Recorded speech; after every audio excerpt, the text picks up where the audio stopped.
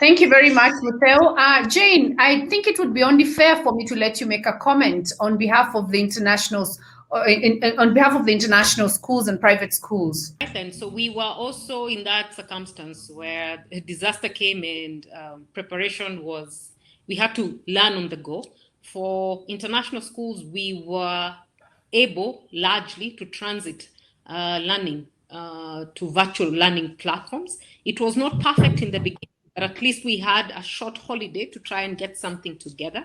So for us, we've been able to transit, we will transit all our students to the next level. Those who needed to, those who had their May exams cancelled because we didn't have the May IGCSE exams. For those ones, predicted scores were issued as per the guidelines of Ofcom, which is the body that administers those exams. So we were lucky in that all the curriculum has a place for coursework and a place for exams. So it doesn't all count in this one thing. But we are learning also truly as international schools that we are bound to the same fate. So our agitation must also be for all Kenyan children, not just for ourselves, which is something we've always tried to do. But now more than ever, we are learning that. To emphasize Mr. Indimuli's point, that if we are to reopen, because we will reopen, we may keep pushing it and pushing it and pushing it, but we will reopen. And when we will reopen with Ministry of Health guidelines, which I think I'm supposed to talk about in our little while. And if we have 2.5 million students going into our already stretched public schools, to be very frank, Joan, we will never reopen because it will be impossible to achieve social distancing. Mm-hmm. So a rescue package for private schools, which are not asking for money, they're asking for credit guarantee to be able and get a loan and be able to keep the employees, particularly the teachers who are so important, be able to keep paying rent because a lot of schools are on rented property. It is not a luxury. It is not a wish list. It is a necessity. If we are to reopen schools in this country, we must rescue private schools. And it is an urgent matter. And also to say that there is a misunderstanding on private schools. The bulk of private schools are not my lot, the international school type that has facilities and this and that, or even Mutheo's high-end 844. The bulk of private schools are upbet, the schools in informal areas. If you remember the school where there was an accident, Precious Talent, the bulk of private schools are that kind of school that comes up because there is real need. There are places in this country that are not served by any public schools. So there is a crisis there that must be sorted out, and that is our reality. We've got to find a way to save them. Thank you. Thank you very much, Muthane. Mr. Felix Maranga is asking whether we are able to do it, and he says, yes, a resounding yes. The private sector is in a position to convincingly reopen schools and reduce the interruptive effect of the pandemic in the learning of our children. The ineptitudes of the public sector are the very ones that led to the rise of private schools. The closure should therefore exclude the private sector, which can apply the recommended anti-COVID guidelines, in addition to other strategies to ensure learning continues. To say that teachers stay idle when we have all the technology will be to defeat the smartness of our education system, which is known for improvising innovatively. My question to you, ladies, is there a distinction that should be made in the reopening dates between the private schools and the public schools? Because that's what Mr. Maranga is trying to say. And I will let Mutheo respond to that one, and then we go straight into listening to Jane's presentation. Mutheo, what do you think? What's your opinion on this? For us in the private sector, I wouldn't go that far. We are running one curriculum, let us all open at the same time. We are all sitting the same exams if we have to sit exams. The curriculum is one. We open when we agree. That is why we sit together and we work these things out together. Very well answered. Thank you very much. Your expertise is shining through. And now I move on to introducing our next presenter. That is Jane Mwangi, who you've already met in the comments section and also had introduced her before. Jane is the head of secretariat of the Kenya Association of Private Schools. She's also a member of the KEPSA, Kenya Private Sector Alliance Education Sector Board. And as I said, she's going to talk about what entails the reopening of schools at a practical level, and what are the irreducible minimums, and what are the challenges that can be foreseen in the reopening of schools. So audience, please keep the comments and the questions coming. We really want your participation. This is an interactive session. We're just trying to put our minds together so that we can help shape policy. So now we move on to Jane. So Jane, you can introduce your presentation and then I will start it for you. And the rest of us will then hide once the presentation starts showing. All right, good afternoon. My name is Jane Mwangi, the head of secretariat at the Kenya Association of International Schools. I also sit on the KEPSA Education Sector Board with Mutheu. It's very nice to be here. I think I will just jump into it if you don't mind, Joan. Excellent. Okay, there we go. I'll start you off. All right. Good. Okay, and then. Now, please proceed. All right, then. So what entails reopening of schools on a practical level?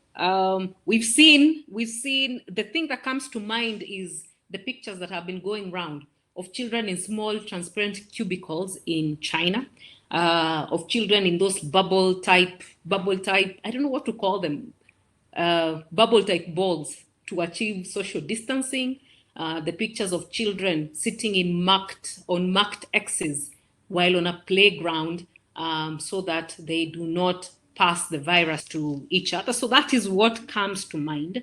But so what I will be doing is what I'll be doing really is breaking down, is saying what is required and breaking down the Kenyan context for us. All right. So to reopen schools, there are some irreducible minimums. There is what the government has already said, this must be ready, or we are not, this must be ready, or this must be the circumstance for us to reopen schools. Of course, there are challenges to those, and then there are the ways we will look at to mitigate that. So I'll just jump right into it. This has already been said by the Ministry of Health, by the Ministry of Education, and I think the president in his address also spoke to it. What was said was that school opening will be contingent upon an observed reduction of daily reported cases for at least 14 days. And I know it is possible to look at our rising number of cases on a day-to-day basis and start to imagine that that will never happen. But I would urge you to look at the example of the UK. Their numbers look high at the moment, but that curve is coming down. I expect it will be the same for us as we continue to increase the number of tests we are doing. Another irreducible minimum is that there must be social distancing of at least 1 meter in all directions, in all aspects of school life and operations. It is very obvious that we cannot test the numbers that work in schools. But we are not able to test that many. I know at the very least there are 13 million learners. So there can be no condition that we will test all those before we reopen schools. So what will happen is screening in lieu of testing. Temperature check, are you coughing? We expect another irreducible minimum to be heightened hygiene. We expect to receive what to use to clean our schools from government. So we'd like a list and we hope to receive it. We understand that schools will have to have medical and healthcare referral mechanisms before they open. That means government will expect to know where you may refer students or staff who get sick.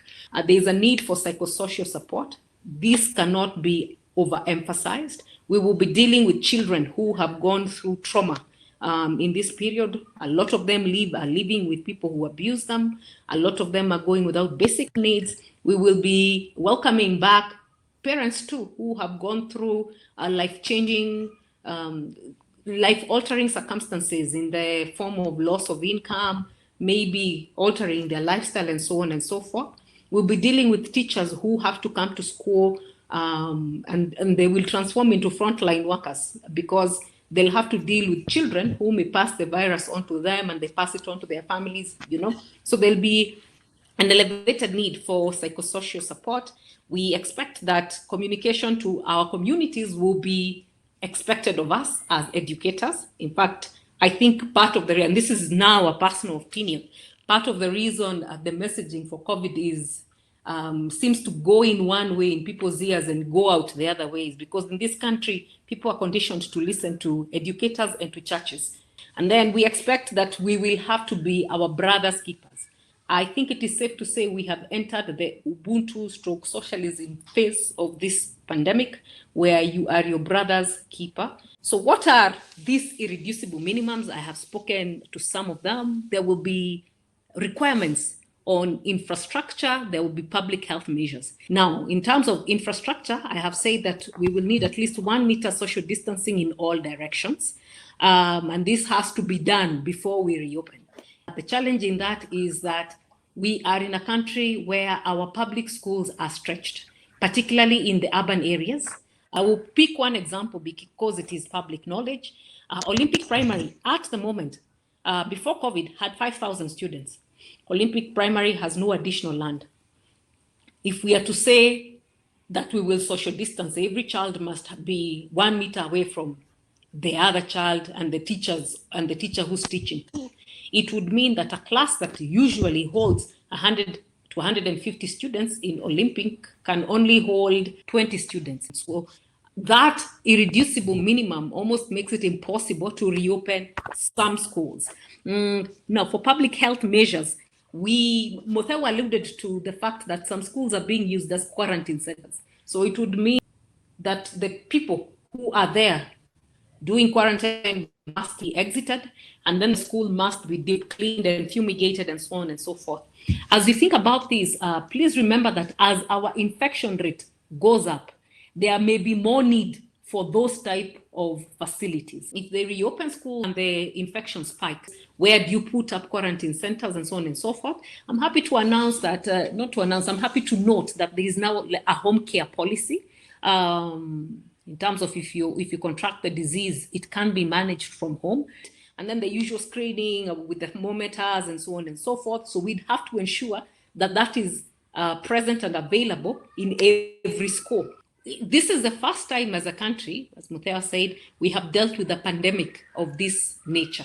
And so we were caught a bit flat-footed. Book learning stopped. It should never have stopped, but it did. So there have been ways in which people have tried to transit, but largely the population of those who've been able to do so is less than 2% of children in this country. When we eventually open schools, the ministry may have to conduct school readiness assessments, and ideally schools should conduct assessment for learning so that they can see where their students are. There is a real risk of total loss of learning, that a child had learned how to write up to number 7 and now they don't remember anything. It is a very, very real possibility, which is why our mindset needs to shift from just reopening brick and mortar schools to how do we reopen learning? Whatever you can do within your community that you can do safely, as the president said, why not? Because we will have to mitigate loss of learning.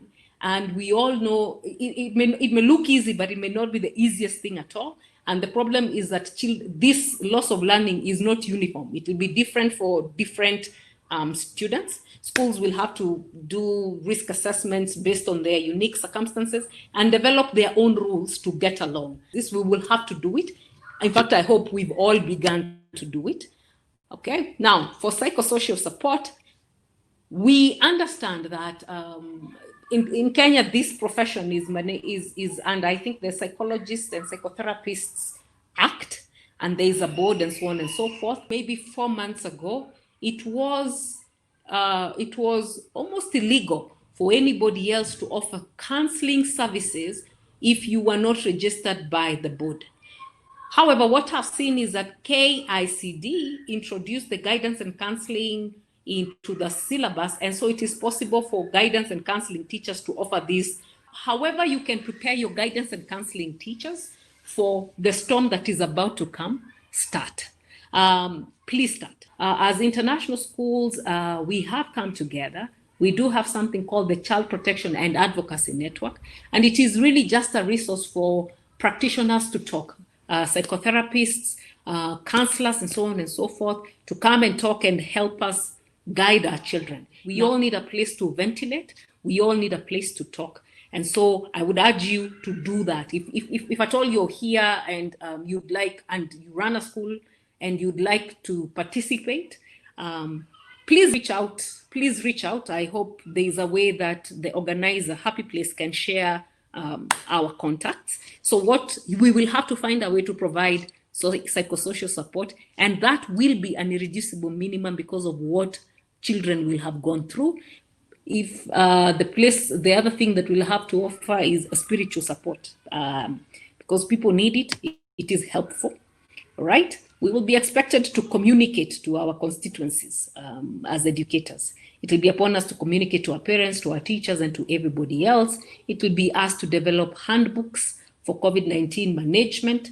If you're a private practitioner, it is to develop even liability waivers and to think very deeply about how you want to phrase those, because this country, we've become very litigious. And what may happen is that if we do not communicate precisely and clearly, what may happen is an increase in legislation that we cannot match. So it is to be very clear that when you bring your child, we have taken all these measures, capacity development, and here we have to agree as practitioners that we have to do it. And it is something that to achieve those irreducible minimums, we have to do this. We have to make sure our head teachers, our non-teaching staff, even our parents are very clear on COVID-19 management, prevention of COVID-19 spread. We have entered the Ubuntu phase of the pandemic. We are all surviving together, or we are all perishing together. And truly, those are the only two options on the table. So if I think Mr. Ndimuli may speak to it as it delves into transition. And in this country, we've had an UpBet program for very long. We've had students who have done class 8, who've done the 8 years of primary for 6 years and done KCPE. We even have adult education in this country, and these adults do not go to school for 8 years to receive, or 4 years to receive their KCSE certificate. So we have this knowledge within ourselves. We've done it since formal education began. We can do it again, only on a grand scale. There'll be the Nyumba Kumi version of COVID for all areas, and so please begin to form this amongst yourselves. I would love to see a partnership between schools and school heads so that they talk to you, particularly if you're in the same neighborhoods. You begin to talk to each other, begin to prepare each other, begin to know each other, so that eventually when we reopen schools and you have a situation in your school, you can reach out to the other school that is your neighbor and you can sort it out together. Our public secondary schools the bulk of them are boarding schools, which presents a challenge. So social distancing is not just in the classroom, it is where children sleep too. And there is also the fact that the children travel great distances to get to these schools. So let me use Miranda as an example. Miranda High School has a candidate class of 750 students. Form 4, that's just the Form 4 class. If they would need 38 classrooms just for that class, that's just the Form 4 class. However, if they were a day school, all those dorms would be classes. And so we really need to start having a discussion around, must secondary schools be boarding schools? Can we start toning it down, scaling it back slowly by slowly, because a lot of other countries are able to reopen because they don't have this particular challenge, but we do. There's also been a very slow pace in releasing necessary guidelines by the government, and I should also add conflicting information. There is the day we had the CS Health and the CS Transport say the opposite, give conflicting guidelines on air travel. What we need is for all these people to work in tandem together and issue guidelines that are the same. The biggest one really is achieving behavior change for everybody concerned. I can say without fear of contradiction that we need, if we are ever to reopen schools, we need to change our behavior. It can't be that government has to be the one knocking our heads to wear the mask. We are not wearing the mask for government. I will say this, and I will say this tongue in cheek. The president is, even when insurance does not take care of the COVID test or the COVID treatment, the president will be taken care of. And you see him with a mask every day. Somebody will ensure he gets the best treatment. If he needs the ICU facilities, that he gets them. Oxygen will not be lacked for him, and so on and so forth. But it is different. It is different for you, and that is why you need to take the measures. The CS Health said there'll be no airlifting of people across counties. He really is not joking, because there are no facilities to do that. So if we are ever to reopen schools, we have to demonstrate that we can take care of ourselves, because nobody wants to put children at risk. There's also the issue of school transport. The bulk of children in this country travel long distances to primary school, especially, and they go on school buses for those in private schools. But in our public schools, the bulk go by matatu and by boda. And there is that problem. How will we do this? Finally, there is the issue of the cost of education, which is really about to go up. When the Ministry of Education did the initial presentation to Parliament, they asked for 24 billion. They only got 6 billion. Private school, in order for schools to reopen, private schools must be supported to survive. It is very nice to note that children do not get as sick as adults, and their mortality rate is very, very low. The people who need protection here are teachers and those who come into contact with those children. So there is a change of mindset we need to employ here. We need to divest ourselves of the notion that if we take our children to school, they will die. There are no statistics that show that, or they will get sick. It just has not happened across the world. The people we need to protect are teachers and people who work in schools and parents. So it is we, the adults, who must change our behavior, because God in his mercy, the angels of children seem to be working overtime. They're not getting as sick. They're not dying as much. And also, to speak to another challenge as we continue, if schools continue being closed, the statistics we saw floating around the other day for pregnancy, of course, I think they've been debunked, and it's been said that they are not real.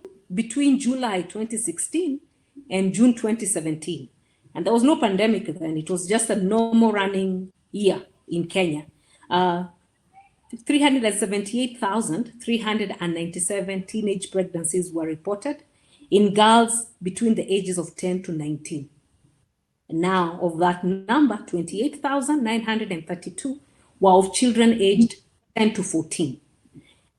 In this country, 1 in 5 girls begin having children before their 19th birthday. And of that number, only 2% makes it back to school. Now, that is before COVID. So we can expect, if that was 2016, 2017, we can expect that in 2020, in December, we will be dealing with a crisis we have not had to deal with in a long time. And those are just our children who are girls. We have not discussed the boy child, the boy who is stressed at home, who sees his family suffering and decides he must try and find a way to get to earn a living for them. The boy who's abused. We have not discussed. What testosterone and idleness, what it means for security in this country. So the conversation for reopening of schools is not just about learning. Schools in this country and education in this country is interwoven into the fabric of who we are. And so we must find a way to at least reopen. We must find a way to open a small window for ventilation to come in as we find a way to open the full door. Thank you very much. Thank you very much, Jane. Thank you. That was very, very informative. Irreducible minimums and challenges. I've been reading what's going on in the chat as you're making your presentation. And one thing And thank you very much, audience, for the very interesting comments. Today, the chat room is on fire, you know. And I want to say that one of the things that has come out very clearly is that everybody in the chat room is still concerned that the irreducible minimums may be unachievable for many schools. So what happens? Number two, by the time schools are reopening, what is the capacity of the school to actually handle the double intake, quote unquote? Because we have extra kids now. You know, you have people in standard one and there are others who are supposed to join standard one. What happens? How is that handled? And I know Mr. Ndimuli will be dealing with transitions, but that's a question that is coming up a lot.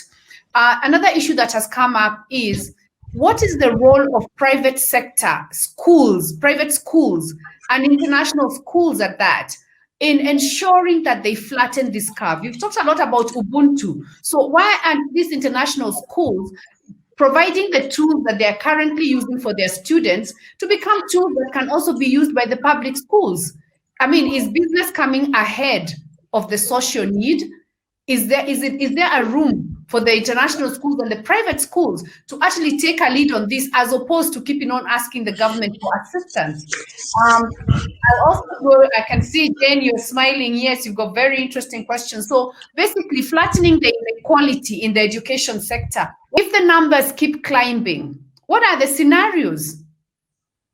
All right, then I will try and answer. I'll actually start with the one that touches on international schools and private schools, and on what we are doing. We may be quiet. We may be quiet on what we do, but we do a lot. What I alluded to for CPAN, we invite schools free of charge, and we share the knowledge free of charge. Throughout, since CBC was begun, as a matter of fact, we've offered peer-to-peer teacher interaction.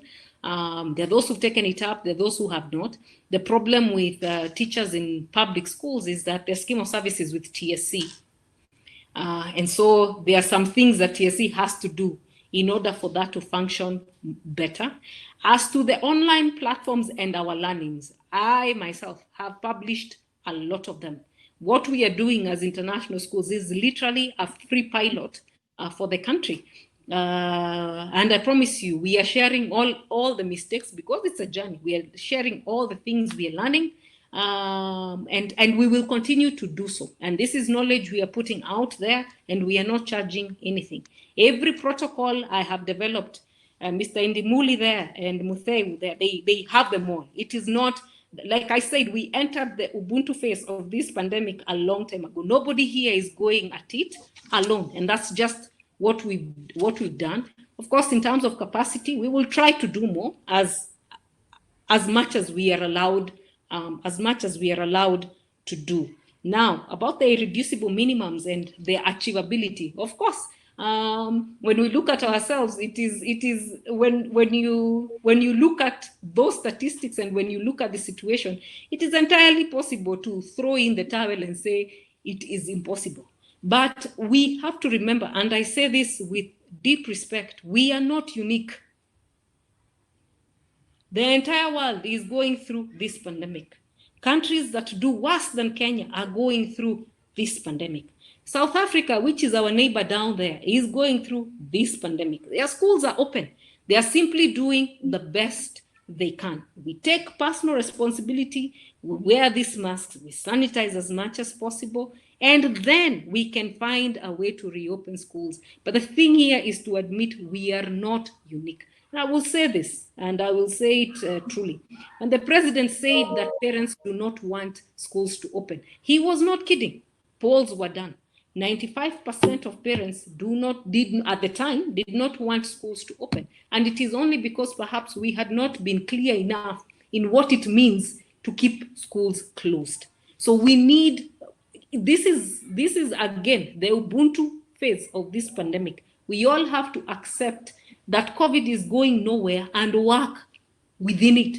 So let us stop being resistant to opening schools, and let us customize and do the best that we can.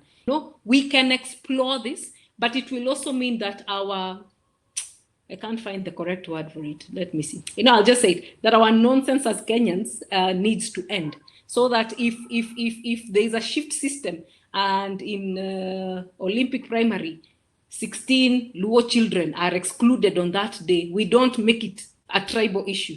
Those are our issues. We've got to discuss them. So we have to really, for schools to reopen, we have to accept, we are not unique, and actually follow the example of other people, and really just work on reducing our usual nonsense, because for our children, just for this period of COVID, we can go back to factory settings after, So that's what I can say about those two things.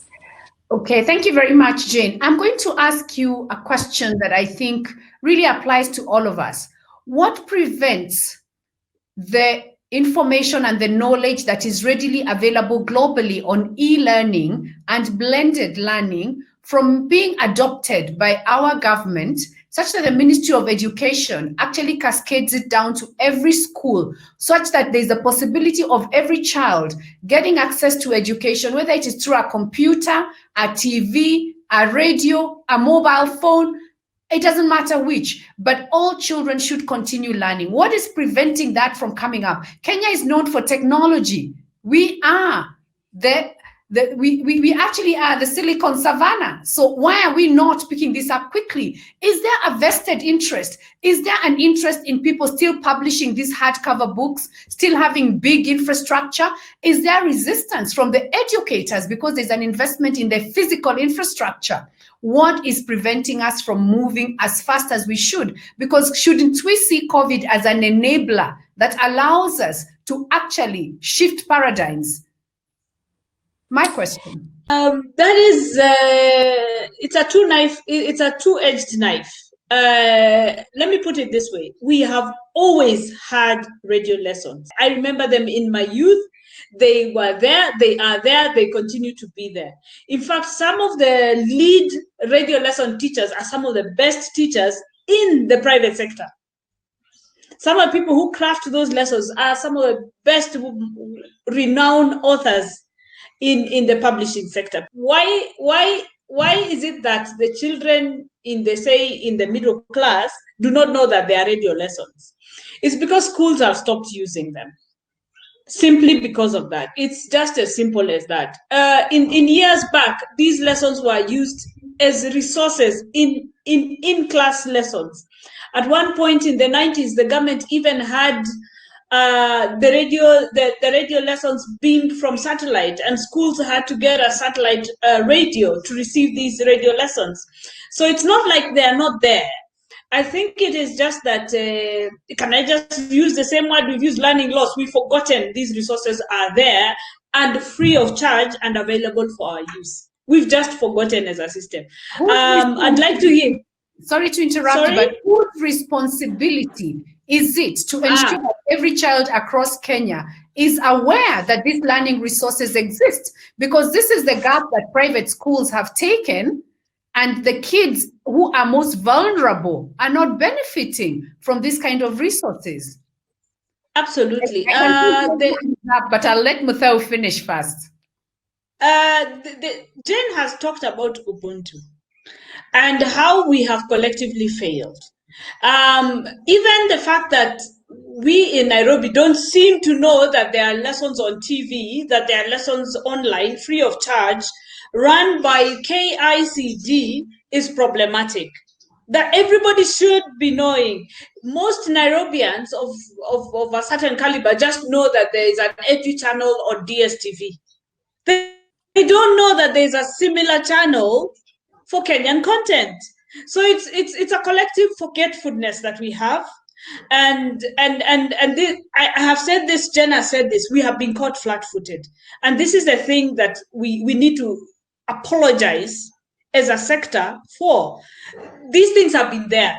It should have been very easy for us to tell our parents, guys, while we get organized, there's these lessons, do this, week 1, week 2, we've got the schedules. Their schedules are out every single day. KICD reminds us online. Twitter, whatnot. You know, they are there out there reminding us, oh, today there's this lesson. If you're in grade 1 to 3, there are these lessons going on. If you're in secondary, there are these lessons going on. They do a bare minimum. They are not fully adequate, but they are better than the nothing that we are doing. And we have not really encouraged our parents to even acquire the most basic device. For crying out loud, when you think of a radio, you'd think it's that big radio we have in our homes. No, there are radios for 600 bob. We should have done this. We didn't do it. We were caught flat-footed. That is the admission I want to make here. Both public and private sector, we were caught flat-footed. And rather than try and remedy the situation, we criticize the situation. Those of us who managed to get some stuff going on, and there are some very impressive cases of radio lessons going on, schools reminding and organizing, and even giving work through WhatsApp and whatnot, based on radio lessons, it's done some work. It's actually worked. So the quick answer to your question, collective forgetfulness. We've just done the thing that Jen is saying. As a country, we have just forgotten that these things exist for us for free of charge, online, on TV, on radio.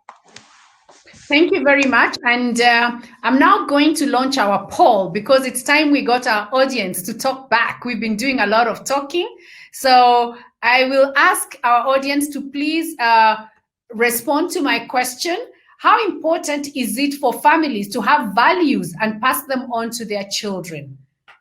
This one, 100% almost, is saying that it is important for families to actually pass on values to their children. Very important. I will ask you a second question.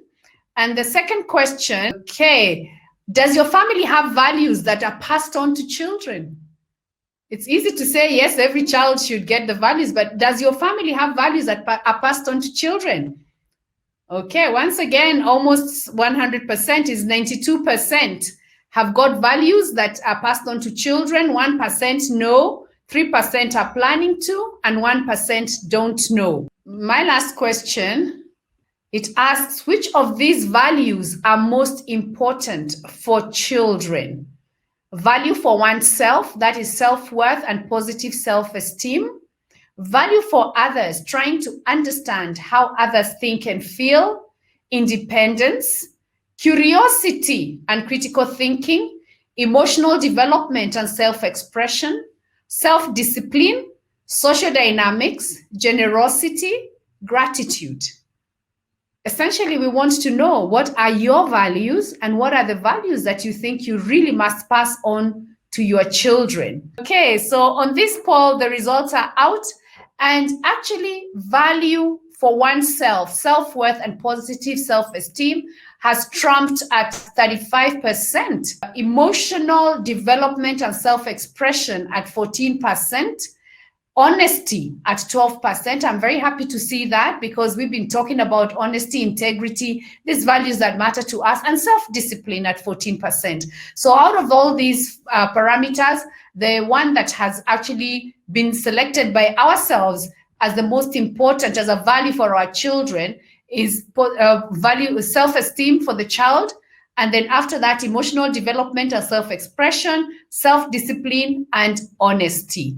Thank you very, very much for participating in the poll. I want to welcome Mr. Indimuli Kai, who has been very patiently waiting to speak to us and, talk about a very important topic, which is on transition. Mr. Indimuli is the chairman of the Kenya Secondary School Heads Association, and he's also a council member of the International Confederation of Principals and the president of the African Confederation of Principals, chief principal of Machakos School, and a member of the task force of the education reforms on CBC, as well as the COVID-19 response committee. That tells you he's deeply steeped in education. Anything education, he knows it in out. Mr. Indimuli, take it away. There is a fear.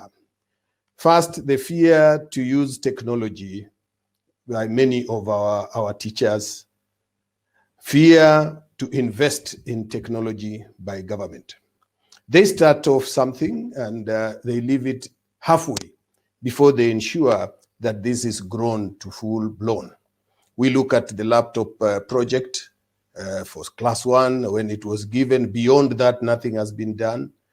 Radio lessons are there. They used to be there. We attended them. Somewhere along the line, they were abandoned.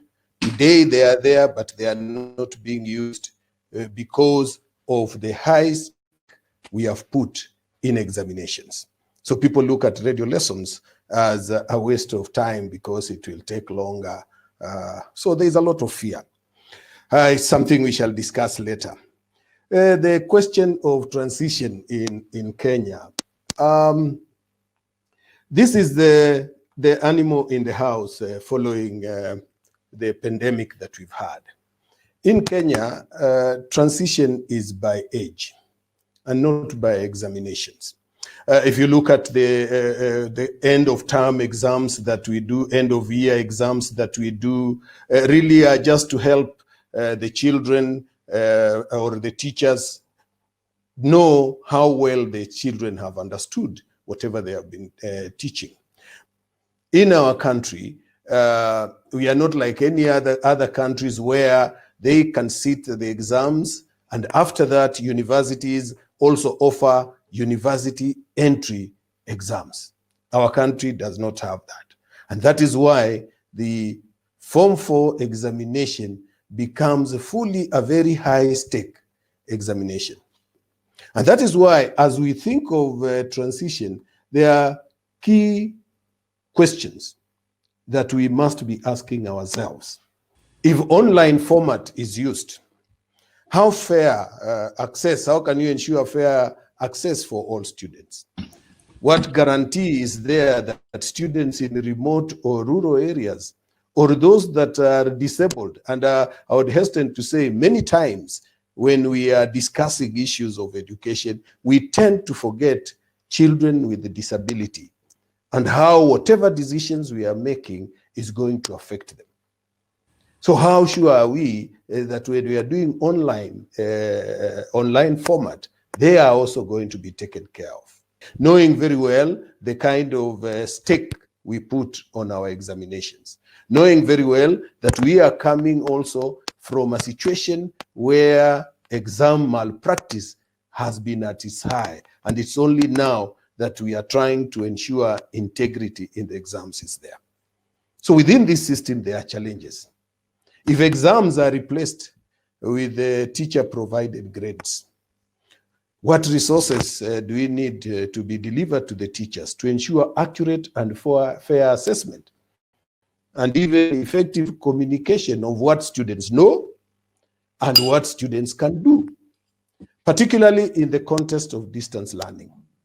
All these are questions that we have no answers at the moment in our country.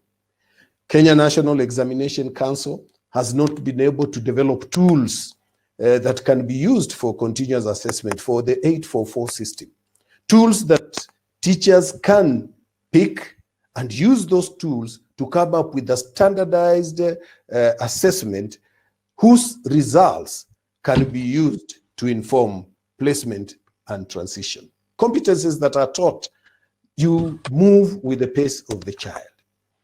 And our advice has been very clear that competencies taught in one level cannot be easily infused to competencies being taught in another level. For example, grade 4 competencies that are being taught cannot easily be infused in grade 5 competencies.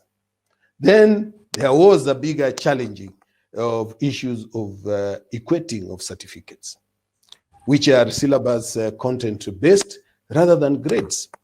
This therefore would have put the current Form 4 in challenging situations when they have to join institutes of higher learning outside this country. Now, in our country, the challenge here is we do not value the course participation of a child. We do not value the number of hours the child has taken in school. And those are the arguments that we are trying to put forward. So counseling like our examinations in Kenya, it may not be possible because they count for 100% for the child's transition to the next level. Other countries have series exams, for example, May, June, July, so that if this series is missed, the children can sit the next series in case something disrupts. We do not have that in our country. We must start rethinking issues of evaluation and issues of carrying forward what the student does in school to account for part of the final examinations. I'm happy in the CBC system this is coming up. What about predicted grades? This has been suggested that we have continuous assessment tests. Why can't we use them to transit students? There has been that argument.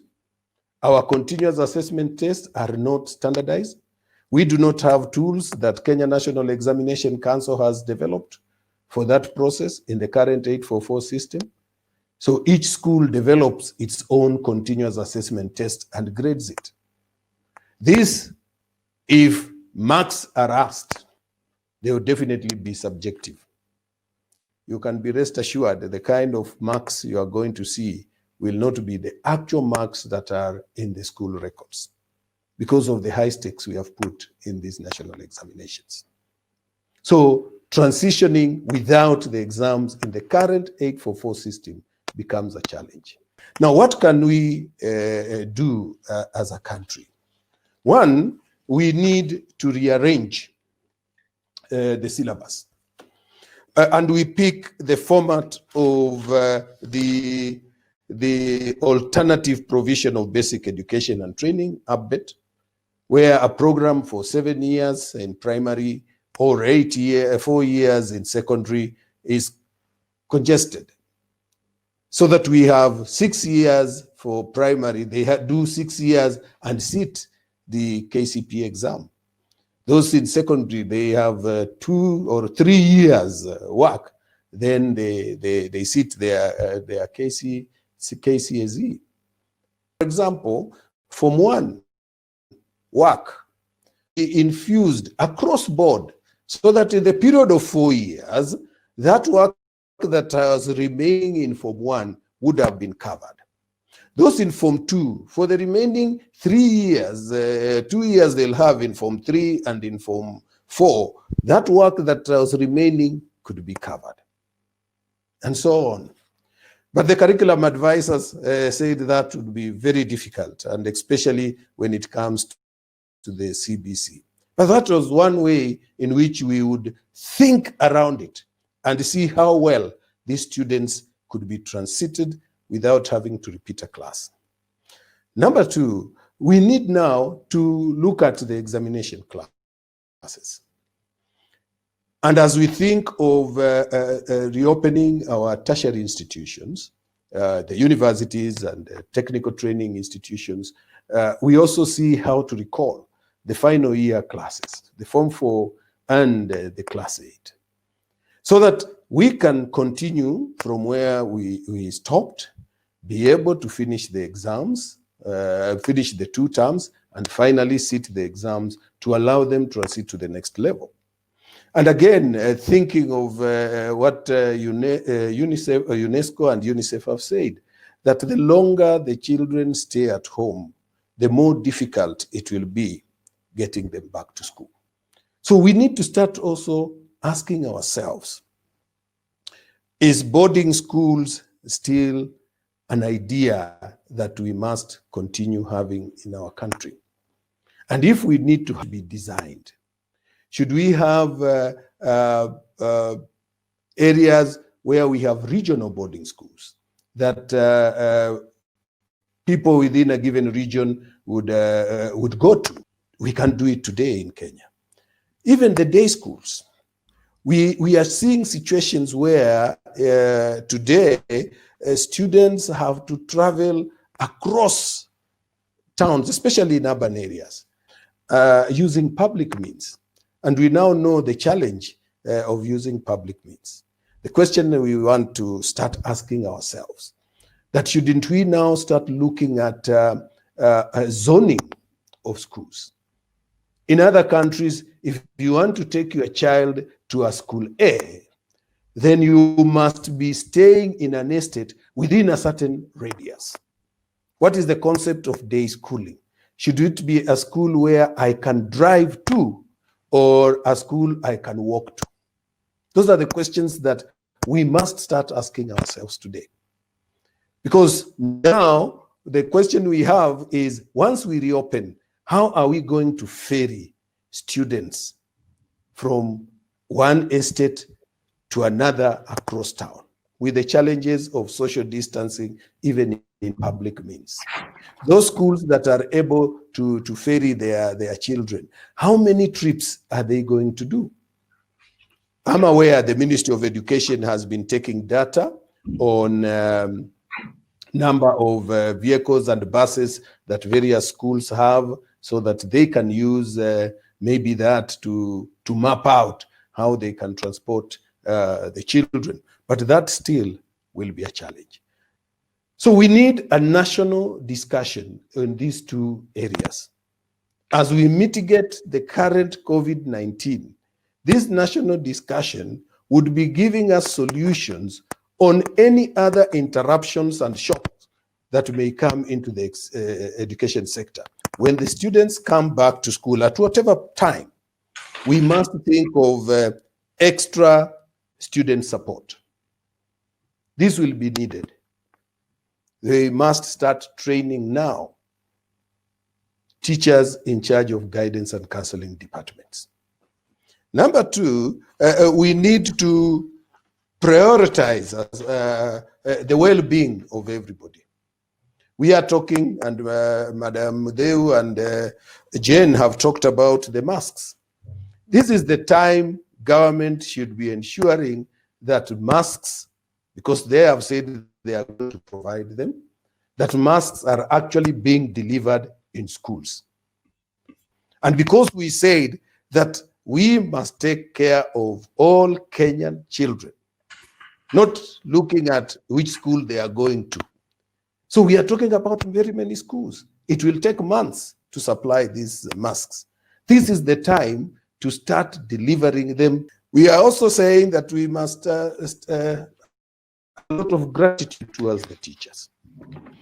If we had a system where the day schooling was more prominent than boarding, and that the teachers and the students are within a given radius, it would be even easier for the school, for the teachers to make home visits and see how the students are working. It is impossible today, because we even don't know where these children stay. We also are saying we must seriously invest and with discipline in technology. Schools must also have ways in which they can use technology within the setup. So those are the areas that we must seriously invest in, instead of just saying technology. It's not enough. Can schools be supported to start developing studios where now a teacher can deliver a lesson in a studio? It is being recorded and beamed through a closed circuit system to those 20 classes, one teacher. We must also infuse a lot of skill training that has been lacking in the 844 system. That's why the children are now at home, they are bored and they don't know what to do. Supposing we had infused a lot of skill training, carpentry, all those skills that we talk about, they would have been engaged. They would have been given projects to work on while at home. We wouldn't be thinking of what are we going to do today. So it's a debate that is going on. The issue of students coming back to class is a debate that is going on. But I'm happy that when the minister released the report, I would like to quote him.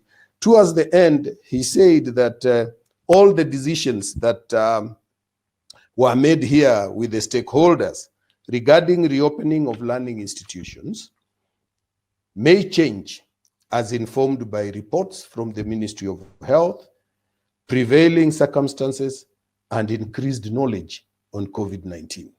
So as we also benchmark with what is happening in other schools, and based on that statement, I believe that we can make it. I always remind people of my very good quote that you cannot perform inconsistent with the way you perceive yourself. If you perceive yourself as a failure, you will always be a failure. If this country perceives itself as unable to manage the challenges of COVID-19, we will never manage them. Thank you very much. Wow, wow, wow. Thank you so much, Njimulikai. That was a very, very powerful presentation, very sober, very seasoned reasoning. And I think one of the issues that has arisen from your presentation is on the issue of zoning, the use of secondary schools, boarding schools, and what it is that is the right way forward. And I think these are solutions and proposals that need to be shared with the Ministry of Education. I've seen in the chat, everybody is saying, why are these not the options that the Ministry of Education is picking up? And I'd like to say that we shall do our very best to make sure that excerpts from the chat and also from the panelists will be provided to the policymakers within the Ministry of Education, because this conversation is too important for it to be left in the archives. It's a very important one. Thank you so much. I want to tell you that I do not know what you did. Maybe you bribed the audience, because people are just complimenting you. I'm not getting questions, I'm getting compliments. So let me just say you've done a great job.